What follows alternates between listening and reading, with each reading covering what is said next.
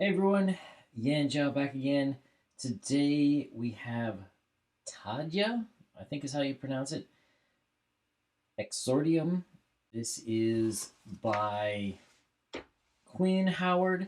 Quinn, you may know, he has or had a YouTube channel called Theories of Ice and Fire, I think.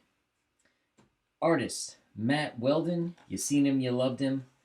Color, Jean Farquhar. I'm sorry, I have no idea. And letterer Novella Loctirani. This is probably the best example of trying to put lipstick on a pig. Matt Weldon does his best to turn what is not a very well written story into this book. So let's just start off. Here is Black Tiger. Okay? Black Tiger is a standard size book. This is Tadhya. Tadhya is much smaller. This is a standard 8.5 by 11 letter, US letter size paper. Uh-oh, what happened? Well, that's a good question. And I'm not really sure. So what happens is, when you want your book to end up being 8.5 by 11, you have to buy paper that's larger. Could be 11 by 17 or something like that. And they'll print it on there so there are white edges, and the printer will cut the edges off. This seemed like either in order to cut costs, or maybe they couldn't get larger paper, that Quinn had to print on 8.5 by 11 and then have that cut down. Problem is, this is not really comic book size. It was definitely a cheaper way to go. I don't know why it was done. I know that there was some acrimony between Quinn and Iconic Comics. I don't know exactly what it was. He had announced that he was going to fulfill through them, and then at some point he had like an expletive-laden Twitter outburst about how they're terrible and whatnot. The Iconic connection is probably Weldon. What went wrong? I don't know. It was around the same time that there were issues with backers getting Long Harbor, but at least Long Harbor came out. But getting back into the book itself, I mean, you can see the pencil and ink work is gorgeous. And we'll get back to that. Quick story review. We start off in the past. We have a king who is kind of seems bored with life. He's got a bunch of kids. These two ladies come in the middle of the night. Guards are like, take off, come back in the morning. They're like, no, it's urgent. And apparently he had promised them, they're like some kind of witch coven or something. He promised them the firstborn daughter. He's got a bunch of other kids. They come to collect. He's like, no, I can't. And they're like, yeah, we're going to take back all the awesome stuff in your life if you don't give us your daughter. So he was like, okay. And he does.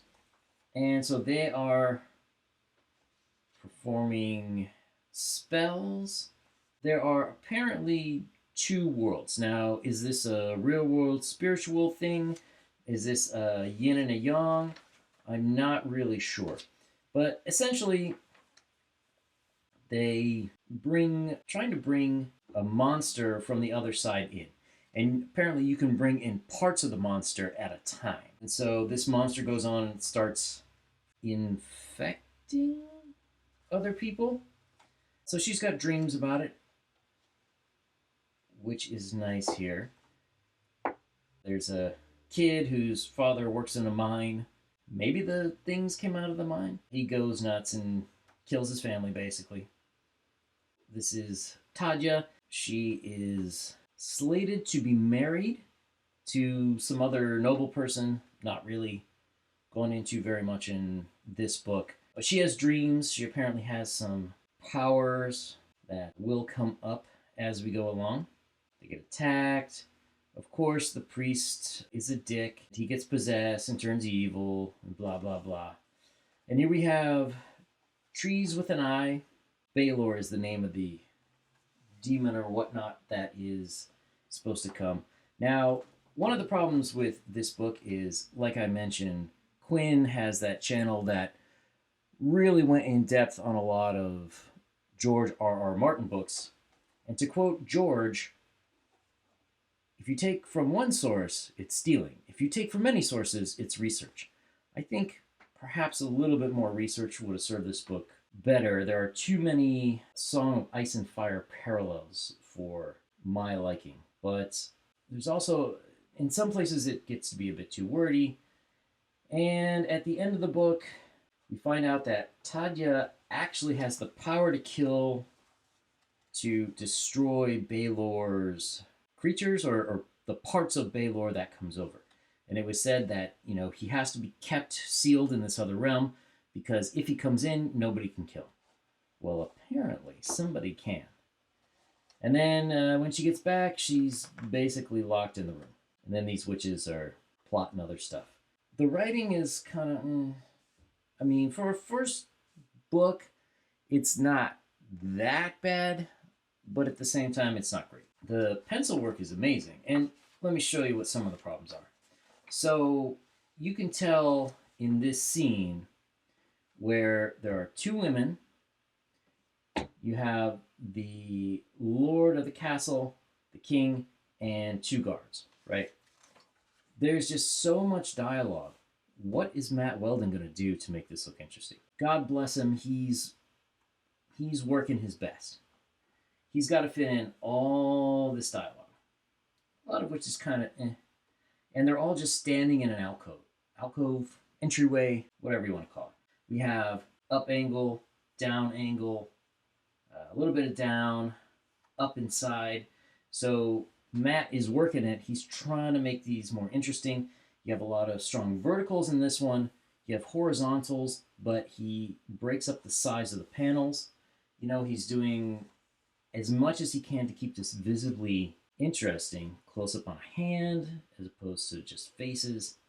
But this is kind of a problem for people who haven't had as much experience with writing comics. Like, wow, that's a lot. You put Chris Claremont to shame there.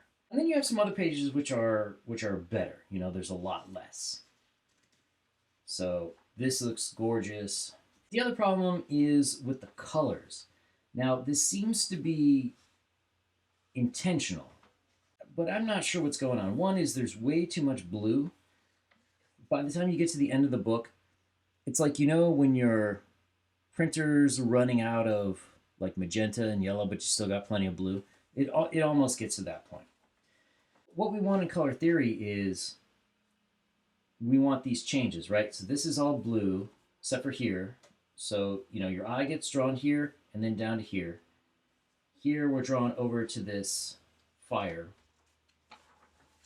But once you get into these pages, especially these, they're just awful. There's some things that are nice. Like, for example, instead of having a background that's wood or whatever, it's black. Okay, so she pops against that. But look at his facial value versus this. There's not much different. And then the highlights here are the same as the background.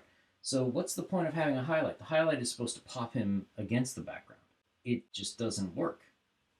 Then, I can't tell if she's darker because it's an ethnic thing or just the lighting. But again, the problem is, even here, there's like an extra sort of line of color around here. At least here, you can see, all right, a little bit lighter, a little bit darker. That pops them out. She's just pretty much flat. And it's the same thing over here. And in this, the color values are almost all the same. And even the red, you could be drawing focus to the important parts with the red. And it works a little bit here. But here, there's like brown muddiness there. It's just not great. And then it's the same thing throughout. Generally, I'm not a big fan of this blue and this magenta together. It looks like police car lights.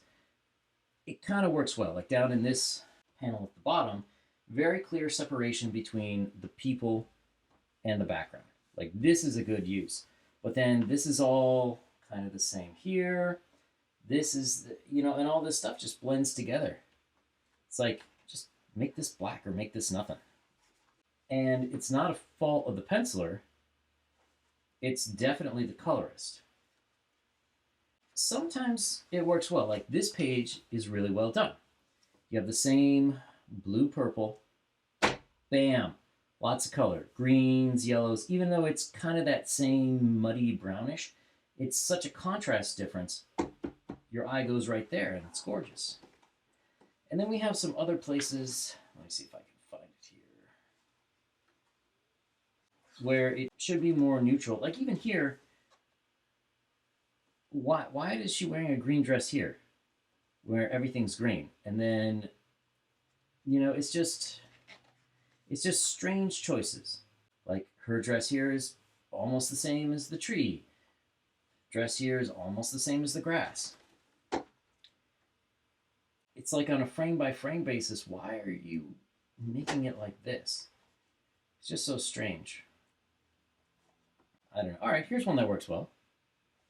Red, he pops out against, even though you've got the magenta crosses. And I have to say, the religion thing is something else that bugs me. All right, it's very stunning and brave, Quinn, that the priest is evil. Okay, we got you, buddy. Is he supposed to be Catholic? Because they talk about the Lord, but it's not. This is a fantasy world, and it is not clear to me. Is this a stand-in religion, or is this actual Christianity? So maybe that's a me thing. Another very nice work by Matt. You know, we could see by the shadow he is evil. So,